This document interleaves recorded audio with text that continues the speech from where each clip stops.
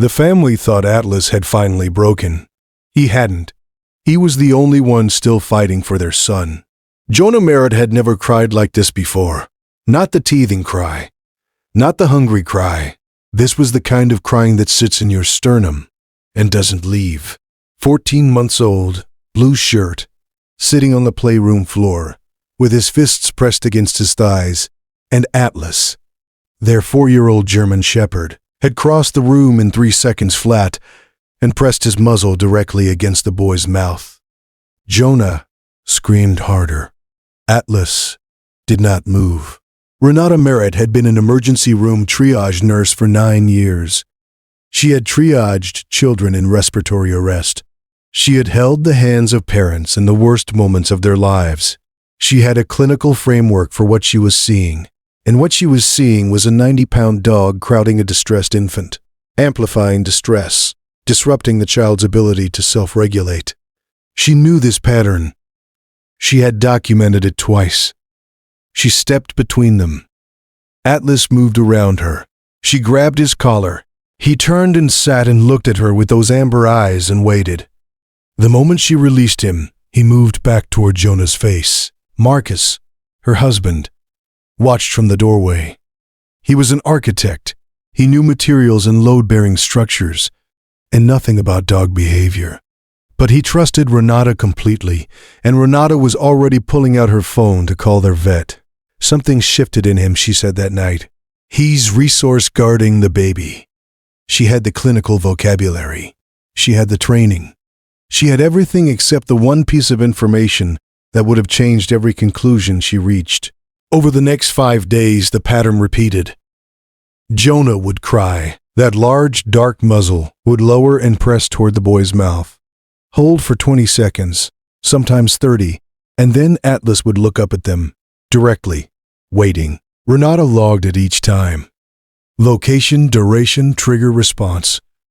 She was thorough. She was professional. She was building a case for the wrong conclusion with perfect precision.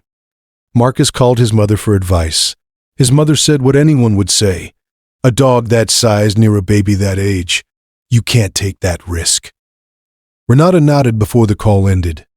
If you stay for stories about what animals sense before we do, you're in the right place. Subscribe so you don't miss the next one. They moved Atlas to the garage the following Saturday. Marcus set up his bed, his bowls, his favorite rope toy. The door between the house and garage was hollow core, 2 inches of space at the bottom. Atlas lay against it all night. They could hear him breathing. 4 nights in, Jonah woke at 1:48 in the morning with a cry Renata had never heard him make. Not distress, not pain, something lower, something that didn't build the way infant crying builds. She was down the hall before Marcus finished waking. The nightlight was on. The room smelled faintly of something sweet, almost wrong. Jonah was lying in the crib with his eyes open, not crying anymore, not moving. His lips had a color Renata recognized from her triage years, and the recognition arrived in her body before her mind caught up.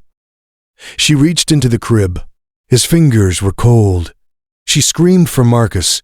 She was already on the phone with 911 before she finished picking Jonah up. In the garage, Atlas threw himself against the door once, twice.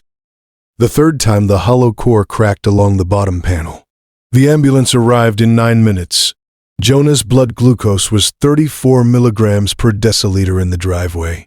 The paramedic, a woman named Solviet Braun with 11 years in emergency response, looked at the number and told her partner to move faster. Has your dog ever done something that made no sense? Until it was the only thing that made sense. Tell us in the comments. These stories deserve to be heard. Dr. Theo Camara, pediatric endocrinologist at Regional Children's Medical, sat across from them on the second morning. He explained congenital hyperinsulinism with the measured precision of someone who had delivered this news before. Jonah's pancreas was producing insulin independent of blood glucose levels. The drop was episodic, silent. The crying Renata had logged each time Atlas appeared. That crying was the symptom, Jonah's body signaling a drop before any external sign was visible. When blood glucose falls in an infant, the body produces volatile organic compounds in exhaled breath. Isoprene, acetone derivatives, concentrations that register in a dog's olfactory system at parts per trillion, 20 to 30 minutes before a glucometer captures the shift. Atlas had been reading Jonah's breath. Every time. Dr. Kamara looked at Renata directly. He said, "Another 11 minutes at that level, and we would be discussing permanent neurological outcome." Renata sat with that for a long time. She sat with the case notes she had written: location, duration, trigger, response. She sat with every correct data point feeding the wrong conclusion. Atlas pressing toward Jonah's face, not fixation. Breath sampling, the look up after. Not waiting for praise. Reporting. The garage door at 1:48 in the morning, not distress. The only alarm in the house that was still working. Every guardian deserves to be recognized, even the ones who never ask for anything in return.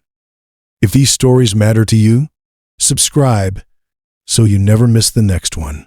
Jonah came home on Thursday with a continuous glucose monitor on his left arm. Renata opened the garage door that evening. Atlas walked into the kitchen, past both of them, directly to where Jonah was lying in his bouncy seat, and lay down on the floor beside it. He put his chin on his front paws. He looked at the small blinking light on Jonah's arm. He exhaled once, long and slow, and didn't move again until morning. The next story involves a dog that refused to let a family enter their own home after they returned from vacation. What the police found inside changed what everyone thought they knew about what dogs remember. Don't miss it.